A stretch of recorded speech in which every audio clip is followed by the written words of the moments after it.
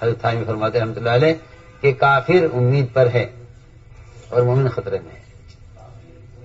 مومن خطرے میں ہے. مومن خطرے میں ہے. خدا نہ کرے کوئی جملہ کوئی زبان سے ایسا نکل جائے کہ پچھلا سب کیا ہو برباد ہو جائے. یہی وحی میں آج کا دادا کہ یہی وحی ہے. سامنے بیٹھ کر قرآن لکھنے والے صحابی اس امتحان میں ناکام ہو گئے. میں ایمان بالغیب کی اچھی مثال دے رہا آپ کو. ایمان بالغیب کی اچھی مثال دے رہا ہوں. یہ وہ آپ کے صحابی ہیں جو آپ پر ایمان لا چکے، آپ سے محبت کرتے ہیں، آپ کے پاس بیٹھ کر وحی لکھتے ہیں، آپ کا ان پر اعتماد ہے کہ ہاں یہ پڑھا لکھا آدمی ہے، معتمد ہے، قرآن اس سے لکھوایا جائے. میں بہت اچھی مثال دے رہا ہوں.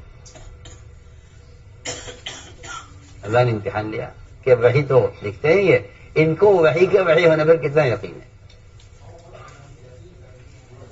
وحی کے وحی ہونے پر بہت اچھی مثال دے رہا ہوں. ان کو وحی کے وحی ہونے پر کتنا یقین ہے. آج 15 سال کے بعد اگر آپ کسی 12 سال کے بچے کو کہیں کہ یہ قرآن کی آیت نہیں، وہ کہے گا نہیں قرآن کی آیت ہے، پورا قرآن کا حافظ ہے. 12 سال کا بچہ وہ چیخ اٹھے گا نہیں جی آپ انکار مت کریں، یہ قرآن کی آیت ہے. تو جو صحابی آپ کے پاس بیٹھ کر وحی لکھ رہے ہیں اور آپ کی حالت و کیفیت کو دیکھ رہے ہیں، آپ کی صحبت میں ہیں، ان کا کتنا ایمان ہوگا قرآن پر. اللہ نے امتحان لیا. انہوں نے ایک آیت کا انکار، صرف 2 لفظ انکار کر دیا. چھوٹی سی آیت کا انکار کیا اور یہ اسلام سے پھر گئے. ان کے مقابلے میں ایک ایسا مشرک، آپ کا دشمن عمیر بن وہب، مکہ مکرمہ سے چلے مشورہ کر کے کافروں سے اور انہیں خوشخبری دے کر انہیں مطمئن کر کے کہ میں نے طے کر لیا ہے کہ میں جاتے محمد صلی اللہ علیہ وسلم کو قتل کر دوں گا اور ابھی تمہارے پاس خوشخبری آ جائے گی. وہاں سے 6 آدمیوں نے بیٹھ کر مشورہ کیا حکیم میں اور یہ طے کیا آپس میں کہ کسی کافر کو بھی بتلانا نہیں ہے ہمارا کیا ارادہ ہے. بات پھیل جائے گی، تم کسی کو خبر نہ کرو، خاموشی سے جاؤ. آپس میں ان سب نے مل کر طے کیا 6 آدمیوں نے کہ ہم 6 کے علاوہ کسی کو اس کا پتہ نہیں چلے گا. عمر بن وہب کو تیار کیا، انہوں نے غلام سے تلوار تیز کرائی اور یہاں سے یہ عمر بن وہب آپ صلی اللہ علیہ وسلم کے قتل کے ارادے سے سیدھا مدینہ پہنچے، تلوار گلے میں لٹکی ہوئی. حضرت عمر رضی اللہ عنہ دیکھ رہے عمر آیا ہے. میں 2 مثالیں میں آپ دینا چاہتا ہوں. ایک مثال میں نے ان صحابی کی دی ہے جو وحی لکھنے والے ہیں، جن کا پورا یقین ایمان ہے وحی پر. ادھر ان کا کیا ہوا. ادھر یہ مکے کا ایک ضدی کافر، آپ کا دشمن، تلوار تیز کرا کر یہاں سے روانہ ہوا. تو تمہارا سمجھ گیا کہ اس کا ارادہ اچھا نہیں لگ رہا ہے. اس کی آنکھوں سے معلوم ہوتا ہے کہ اس کا ارادہ آپ صلی اللہ علیہ وسلم کے ساتھ برا ارادہ ہے. حضرت عمر نے پکڑ لیا اس کو اور ساتھیوں سے کہا، صحابہ سے، کہ جا کر بیٹھ جاؤ اللہ کے نبی کے پاس. اس کو قریب بیٹھنے کی جگہ نہ ملے، یہ دور بیٹھے آپ سے، اس کا ہاتھ نہ پہنچے آپ تک. سامنے عمر رضی اللہ تعالیٰ عنہ مسجد کے دروازے کے سامنے اس کا گریبان اس کی تلوار کے ساتھ پکڑے ہوئے تھے. اب میں عمر اس کے گریبان چھوڑو. فرمایا عمر یہاں آؤ میرے پاس. صحابوں کو پیچھے ہٹایا آپ نے، ان کو آگے بٹھایا. عمر یہاں بیٹھو میرے پاس.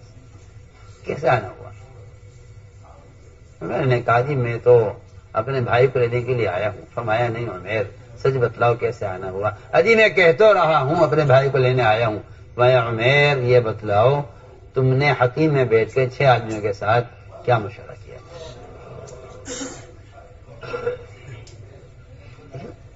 صرف ایک خبر غیب کی ایک خبر ایک کافر کو دی جا رہی ہے اور غیب پر ایمان لانے والے کے لیے ایک خبر اس کی زبان پر قرآن کا ٹکڑا آپ نے جاری کر دیا. اللہ نے عمر بن وہب نے جیسے آپ کی زبان سے یہ سنا کہ عمیر سچ بتاؤ تم نے فلاں فلاں فلاں فلاں 6 آدمی حتیم میں تم بیٹھے تھے، تم نے آپس میں فیصلہ کیا تھا کہ اس بات کی کسی کو خبر نہیں ہوگی اور جاتے ہی میں محمد صلی اللہ علیہ وسلم پر حملہ کر دوں گا، تم اس ارادے سے نہیں آئے ہو؟ ہم نے اتنا جملہ سنا اور سنتے ہی یہ کہا کہ میں آج کی بات سن کر اب تک میں نے آپ کی جتنے وحی کو جھٹلایا ہے میں سب پر ایمان لاتا ہوں اور میں گواہی دوں گا آپ اللہ کے رسول۔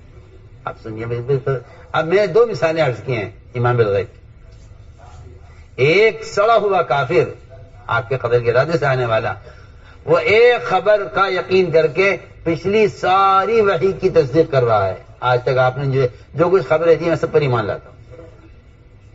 اور ایک صحابی ایمان والے ایک جملہ زبان میں اللہ نے جاری کر دیا، اگر یہ کہہ دیتے کہ نہیں جی یہ وحی تو آپ پر ہی آتی ہے، ہماری زبان پر اگر یہ جملہ جاری ہوا ہے تو ہمارے امتحان کے لیے ہوا ہے، وحی آپ پر آتی ہے، انہوں نے کہا نہیں آپ پر کوئی وحی نہیں آتی، جس کی بات اچھی لگتی ہے لکھوا دیتے۔ یہ صحابی مرتد ہوئے اور وہ کافر ایمان لایا۔ میں آپ کو ایمان بالغیب کی یہ 2 مثالیں آپ سے عرض کرتا ہوں۔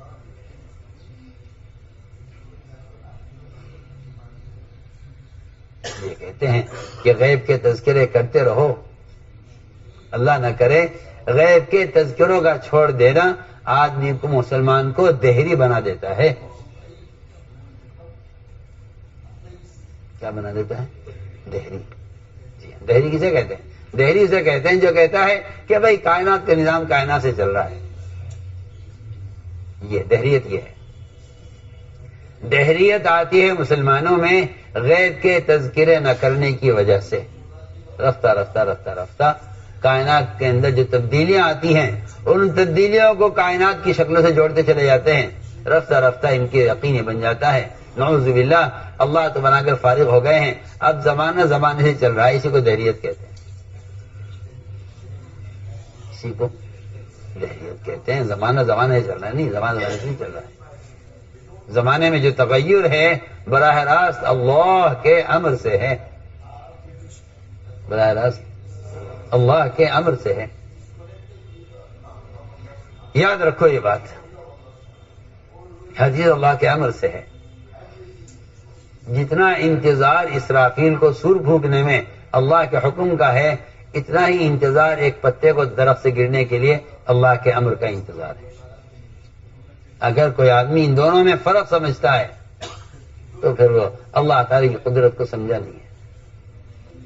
اگر فرق سمجھتا ہے اس میں کہ درخت کے پتے کا گرنا تو کوئی بڑی بات نہیں ہے، لیکن زمین و آسمان کا ٹوٹنا اور چاند و سورج کا ٹوٹ جانا، ان کا بے نور ہو جانا اور سور پھونکے جانے پر ساری کائنات تباہ ہو جانا، یہ بڑی بات ہے نہیں؟ اللہ کے ہاں یہ دونوں کے دونوں برابر منتظر ہیں۔ یہ درخت کا پتا بھی اللہ کے امر کا منتظر ہے اور اسرافیل سے بھونکنے میں اللہ کے امر کے منتظر ہیں، دونوں کا انتظار برابر ہے، دونوں کا انتظار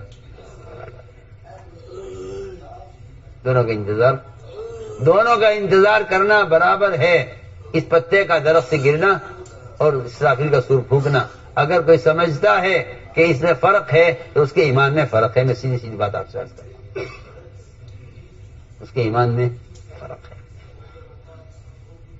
یہ خیال کرے کہ نہیں درخت کا پتا تو کبھی بھی گر جائے گا، یا یہ خیال کرے کہ اللہ کا امر اس کے لیے تو چھوٹا ہے اسرافیل کے لیے بڑا ہے، یہ بھی خیال ذہن سے نکال دینا چاہیے۔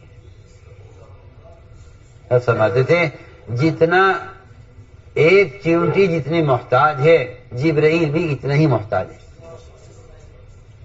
یہ نہیں کہہ سکتے کہ جبرائیل کا محتاج کی کم ہے، اس کی طاقت زیادہ ہے، اور جبرائیل کی اور چیونٹی کی محتاجگی زیادہ ہے، اس کی طاقت کم ہے، بالکل نہیں۔ کہ اللہ کے مقابلے میں جبرائیل اور چیونٹی ان دونوں کی محتاجگی برابر ہے۔ جتنا ضعف ایک چیونٹی میں ہے اتنا ضعف جبرائیل میں ہے، پکی بات ہے۔ اس کے لیے میں نے عرض کیا تھا کہ یہ مثالیں ہیں ایمان بالغیب کی، مثالیں ہیں ایمان بالغیب۔ پہلے جو خبر نبی دے رہے ہیں اس خبر پر ایمان لاؤ۔ اس لیے آپ صلی اللہ علیہ وسلم کسی مشرک سے بھی وعدہ کرنے میں یہ نہیں سوچ رہے کہ یہ تو یہ کیا سمجھے گا بیچارہ، ابھی تو یہ کلمہ بھی نہیں پڑھا اس نے، ابھی تو امام بھی لایا۔ آپ صلی اللہ علیہ وسلم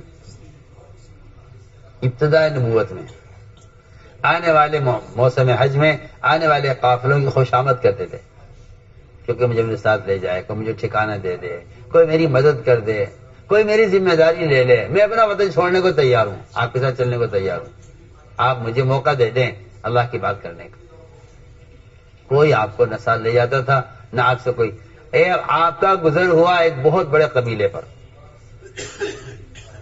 ایک بہت بڑا قبیلہ بکر بن وائل، یہ بڑا قبیلہ تھا، ان کی تعداد، انہوں نے کہا جی ہم تو لا تعداد، ریت کے ذرات کی طرح لا تعداد ہے۔ فرمایا پھر تو تمہارا بڑا دبدبہ ہوگا اور تمہاری بڑی حیثیت ہوگی اگر تم مجھے اپنے ساتھ لے چلو،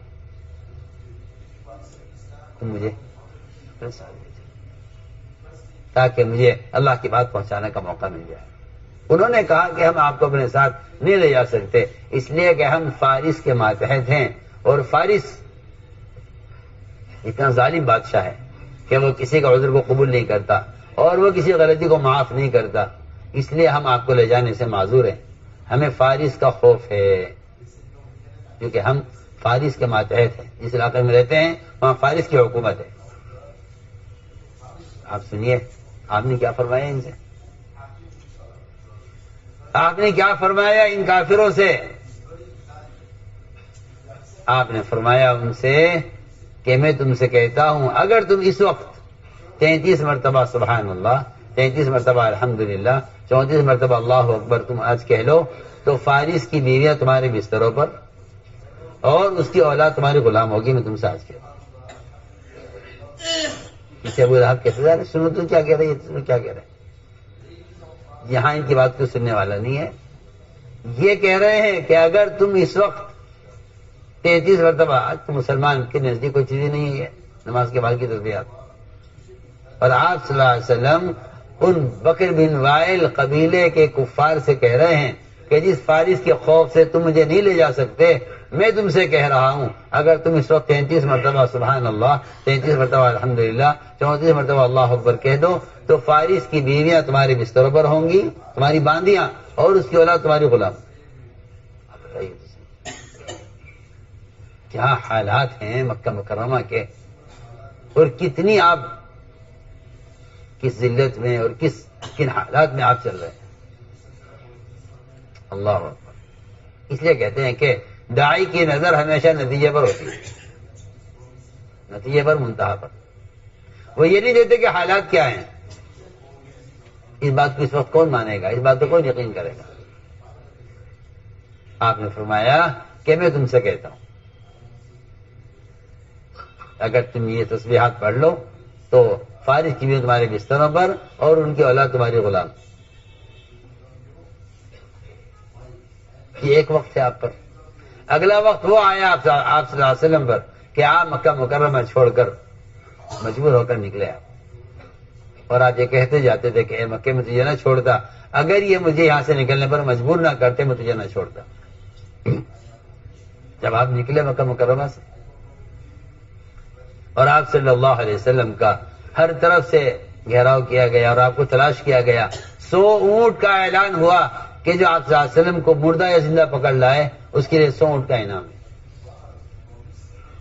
سراقہ بن مالک کوشش کر کے پہنچ گیا آپ تک اور اس نے آپ کے آثار پا لیے، آپ کے اس کے درمیان چند ہاتھ کا فاصلہ تھا، وہ پہنچ گیا آپ تک۔ ابوبکر صدیق رضی اللہ عنہ رونے لگے، کیا بات ہے ابوبکر کہ جی یہاں تک پہنچ گیا ہے، مجھے آپ کے بارے میں خطرہ ہے۔ میں کہ نہیں، نہ اپنے بارے میں خطرہ کرو نہ میرے بارے میں خطرہ کرو، اللہ جتنا میرے ساتھ ہے اتنا میرے ہر امتی کے ساتھ ہے۔ موسیٰ علیہ السلام نے کہا تھا اپنی قوم سے گھبراؤ مت، اللہ میرے ساتھ ہے۔ آپ سوچیے تو صحیح، اگر صرف موسیٰ علیہ السلام کے ساتھ اللہ کی معیت ہے اور پوری قوم بنی اسرائیل وہ سمندر کے اندر سے پار ہو کر نکل سکتی ہے اور سمندر ان کے لیے، پانی ان کے لیے کھڑا ہو جائے پہاڑ کی طرح، پانی کو روک دیا جائے اور راستے بنا دیے جائیں، یہ تو جب یہ موسیٰ علیہ السلام یہ نہیں کہہ رہے کہ اللہ ہمارے سب کے ساتھ ہے، نہیں، وہ یہ کہہ رہا ہے ان اللہ کہ موسیٰ علیہ السلام ان معی ربی سیہدین، میرے ساتھ میرا رب ہے، وہ راستہ نکالے گا، جب میرے راستہ نکلے گا تمہارے لیے بھی نکل جائے گا۔ لیکن آپ نے فرمایا لا تحزن ان اللہ معنا، کہ ابو بکر بات یہ ہے کہ اللہ کی جتنی معیت میرے ساتھ ہے اتنی معیت میرے امتی کے ساتھ ہے۔ ادھر سراقہ ابن مالک قریب آ گیا، آپ نے کیا فرمایا؟ میں اے سراقہ، میں تم سے کہتا ہوں جس دین کی وجہ سے تم مجھے یہاں سے نکال رہے ہو، میں تم سے نکلتے نکلتے نہیں کہتا ہوں کہ اگر تم اس دین کو اختیار کر لو تو کسرا کے کنگن تمہارے ہاتھوں میں اور اس کا تاج تمہارے سر پر، اور اس کی قیمتی وہ پٹی باندھنے کی جو پیٹی وہ یہاں باندھا کرتا تھا سونے کی، وہ تمہیں ملے گی۔ ایک مکے کے ایک غلام کو آپ کیا کہہ رہے؟ غلام تھا ایک بدو، ایک بدو غلام سے آپ فرما رہے ہیں کہ اے سراقہ، اگر تم یہ بات تسلیم کر لو جو میں کہہ رہا ہوں، آپ دیکھیے تو صحیح کہاں کن کن حالات میں آپ نے، جب آپ چھپ کر مکے سے نکل رہے تھے اور دشمن نے آپ کو پا لیا، آپ اپنے دشمن سے یہ کہہ رہے ہیں، دشمن سے، کہ تم مجھے قتل کرنا چاہتے ہو، میں جس دین کی وجہ سے تم مجھے نکالنا چاہتے ہو یہاں سے، میں کہتا ہوں کہ اگر تم یہ دین اختیار کر لو۔ عثمان کے زمانے میں جب کسرا کا صندوق وہاں سے لایا گیا اور کھولا اور اس کے اندر سے کسرا کے کنگن اور اس کا سامان نکلا، حضرت عمر نے سب سے پہلے سامنے سراقہ بن مالک بیٹھے ہوئے تھے، میں سراقہ لو آج وہ اللہ کے نبی کا وعدہ پورا ہو جائے جو اس وقت کیا گیا تھا تم سے جب تم اللہ کے نبی کو قتل کرنے کے لیے قریب پہنچے تھے۔ نہیں آپ سنیے تو صحیح، جو اپنے قاتل سے بھی وعدہ کر رہے ہیں، آپ کے قتل کے ارادے سے آیا ہے، اپنے قتل کا ارادہ کرنے والے کافر سے بھی وعدہ کر رہے ہیں، چنانچہ وعدہ پورا ہوا، سراقہ بن مالک ایمان لائے، آپ کے سامنے بیٹھے، حضرت عمر کے سامنے بیٹھے ہوئے تھے، حضرت عمر نے صندوق کھلتے ہی سب سے پہلے وہ کنگن سراقہ کی طرف لڑکائے کہ سراقہ اس دن کا وعدہ آج پورا ہو جائے۔ تو میں تو یہ عرض کر رہا تھا کہ ایمان بالغیب اصل ہے، ایمان بالغیب اصل ہے۔